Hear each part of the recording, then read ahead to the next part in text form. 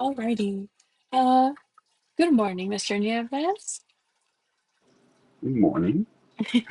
Uh, if I could just first have your full name and the activity that you help or participate in.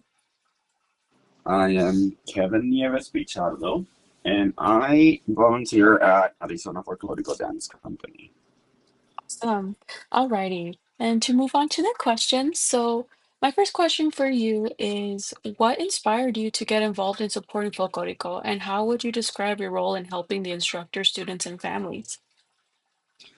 Well, it was by chance. Mhm. I was at Tucson High one day. I met Bruno, and then we just were good friends. So he needed some help, and I started helping him. After that, we shared a lot of students in common.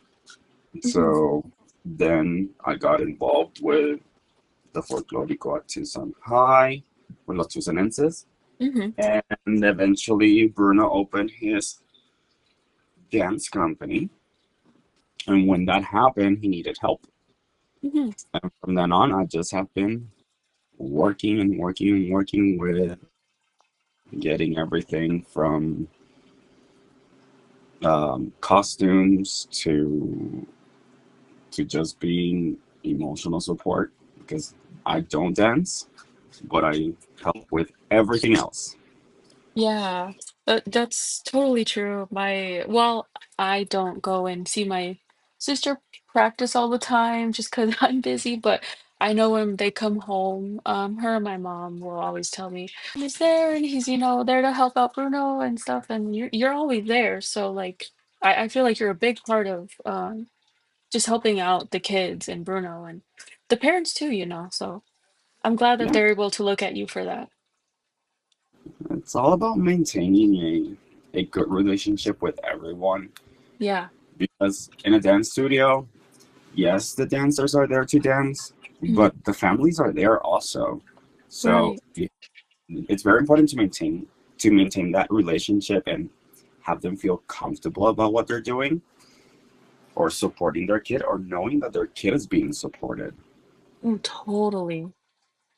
Yes. And I feel like having you there probably is, like you're just there to not you're just there too, but like you are a supporting role to Bruno to, take a lot of weight off of his shoulder because again, you're always there doing something, regardless of what Yeah, what it is, So I'm glad that everyone there has someone like you to be able to look at if, they're in need and that. thank you. Yeah. No. Alrighty, so for the second question, from your perspective, how does Folclórico serve as more than just a dance program for the students and families involved? Well, folklorico brings the cultural awareness that a lot of people are needing to feel connected with their with who they are and Mhm. what brought them here. Why are they so like in love with the music or why can they dance the way that they dance? What are those movements natural to them? It's like why is their genetics that way? And I think that's very important. It also gives a space for people to be themselves, to show their artistic side, to to share their culture with other people, with the same dancers, because you might have the same background, but sometimes you don't have a friend to share it with. And I think that's really important. Yeah, I definitely see that. My sister has made, I think, about half or a little more than half of her friends through Folclórico, and they all have that thing in common, to share amongst each other. And well, I've been talking to some other instructors and students, or more instructors, but like you were saying that it kind of brings this cultural background that these people kind of connect with, and it brings it to life pretty much, and it's something that they get to participate in, kind of represent themselves. um, but with the other instructors that I've been talking to is that sometimes with students, because we have the dual, we could be, Mexican American, so we have that half American half Mexican, and sometimes there's that gap in between, like, us bringing those two things together. Sometimes, like, I feel like our culture gets lost along the way within, like, the younger generations, including, like, my own. There's a lot of people that I know who are not as, like, truly connected, but with some of the kids that I have grown up with, like mariachi and folklorico, both they bring that connection. So yeah, I was glad you kind of brought that in, like, to attention, to. Well, you mentioned that it's kind of important to know. Like, I'm from Puerto Rico, so Mhm. I didn't grow up with any of this. Yeah. Um, in Puerto Rico, our folklorico is bomba y plena. Our Mm, music is different. It's not mariachi, right. but the the roots of everything are basically the same. That Spanish roots, the African roots. Yes. So a lot of times when I talk to Bruno and we look at videos and listen to music, sometimes I go like, oh, this is similar to this, or this is this. This is like when you go to Veracruz and you hear that music, you go like, oh, this has a lot of African influence. Look at their their costumes, the Mm. whiteness of it, all of that. That is very African. That's similar to what you see in the Caribbean all the time. So Oh, yeah. even though we don't come from the same country, Mhm. we have a lot of the same things in common from our ancestors that are basically what created us and gave us all of these wonderful things. So it's Yeah. kind of cool, like seeing that and being able to expand much more than just, oh, this is Mexico. No, this is much more. It's Right. the beautiful thing, and being like you said, a lot of people are Mexican American and that dance with us, Mhm. but that can create an identity crisis. Like, are you half Mexican, half American? Are Right. you half? Am I half whatever it is? And the answer is, why can't you be both, not just half and half? Ah, You can be two things at once. There's nothing wrong with that. There's nothing that prohibits you from being Mexican and from being American and from sharing both cultures. right. Yeah, that is actually a really beautiful kind of way to see it, because I know that, um, well, not that I've heard it very often, but I know before there was a lot of, discrimination against people who have to kind of deal with that identity crisis, on both sides of, like, um, trying to deal with, like, which one are you more of, and which one do you want to represent. But no, it should be something that you can express to the fullest however you would like, so I like that you brought that perspective. And I also really enjoyed that you touched upon, like, that that art and folklorico, the examples that you gave me, kind of take more than just, like, what we see now, but you went even further back to when we had, like, a lot of different cultures mixing together and creating something new. I didn't think about it in that perspective too, that we do take a lot of different aspects from other cultures too. So I'm really glad that you brought that up. I hadn't sat down with someone and talked about that yet. It's amazing. The more that you look into the history of these dances and art, the more convoluted it gets because it's at the same time more like a synergy of all these cultures and it's part of it is who colonized what, but Mm, also what is your environment? Because if you can see how the different costumes change based on the environment, like if it's cold, if it's hot, like in Veracruz, for example. I like Veracruz. It's just uh, Yeah. um, the prettiest costumes that they have. They're so pretty. But they're next to the Caribbean. They're in the beach. So you see a lot of linen, a lot of white, a lot of clothing that can breathe and support all that heat and the humidity. And then you travel to other places and you see more of that faldas that are so complex and so much color. When you go more to the areas where it's more tropical, more flowery, like Sinaloa and so on. So it's kind of cool. Oh, yeah. That's another thing I didn't take account of. Like, I know that every region has its own, different style and different look. I just didn't think of, people kind of basing it off of their environment. That's a really cool aspect. I'm glad I got to learn that from you today. The geographer, your geography does make a lot of influence on your typical costumes. Uh-huh. That's so good to know. Now I'll get to, I'm very much more interested in, kind of looking into that geography to see like, oh, they're probably wearing that because of, again, like you said, weather or, Yeah, the colors and stuff like that. That's really cool. Well, thank you for teaching me something a little more. Alrighty, moving on to the third question. So, what are some ways you've seen students or parents grow, either culturally, personally, or socially, through their involvement in folklorico? well,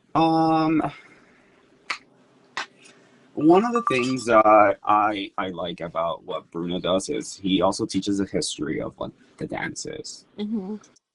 And that helps him understand what is the reasoning behind of every movement that they make, every piece of costume that they use. Why do they use their handkerchief on one side or the other? Where do they use it? How the headpiece go? And why is to the left or why the flowers are to the right? Like all that history, Mm-hmm. the students learn it, but the students also share with their families. And although these families have seen folklorico all their life, they don't always question why. They Yeah. admire it, they take it in, they enjoy it, but sometimes we don't have the time to ask why. And I think that's where the impact comes in when you ask why and you're willing to be receptive to understand the why. Yeah. Now that you're saying that, I should ask Astrid because while I know that she has told us that Bruno does teach like the history. I just didn't know it was like so specific. Like that's very beautiful to know. I would love for her to teach me the things that Bruno's teaching her so that I can also be more, knowledgeable in those types of things because in the world that I came from, I didn't do folklorico, I did mariachi. Like we learned similar things as to like why something is why something is as it is. Like the strumming, I played the guitar, the strumming of like a strumming pattern, why it goes like with a bolero or with like a son kind of sound.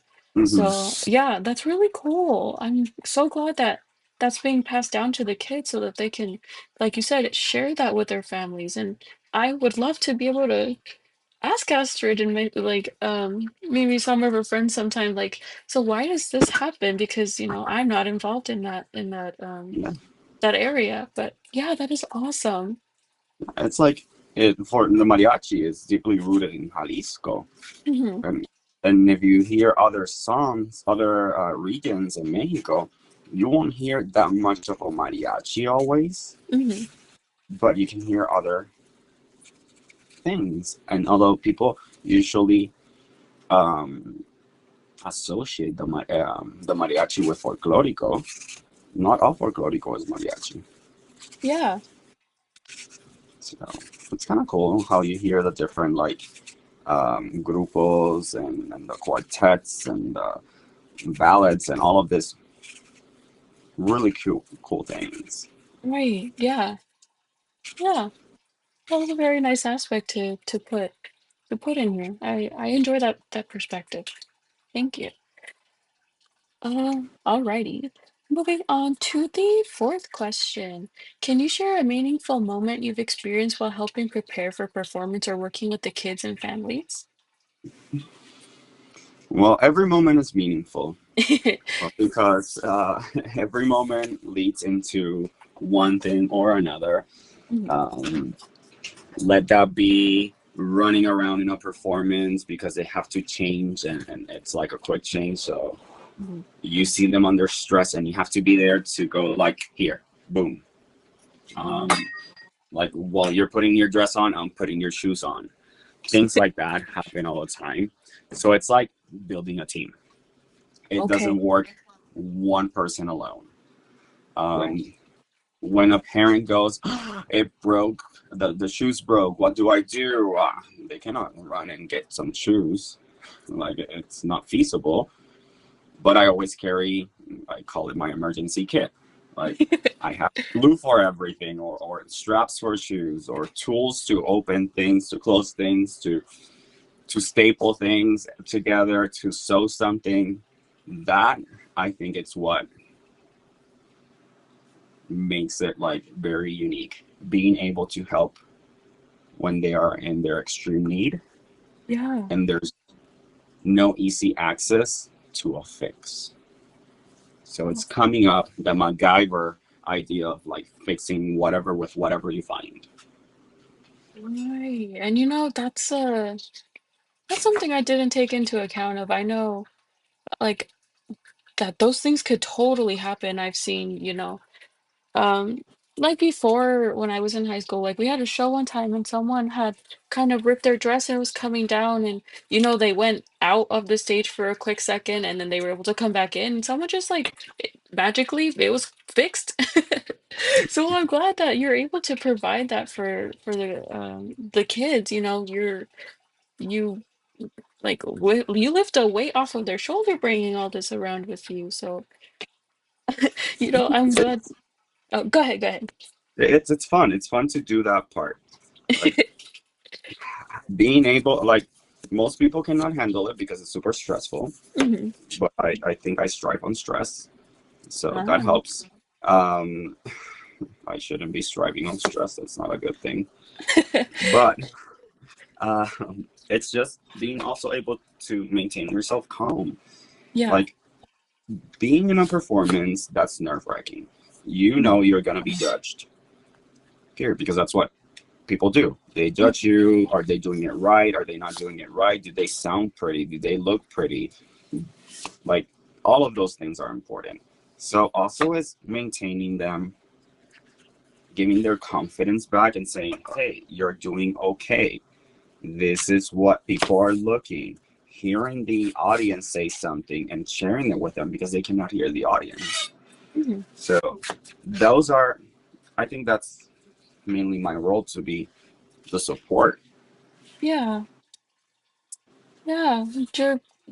You're not only supporting, just like one aspect, you're supporting the instructor who, can't always be running around like, they're running the show.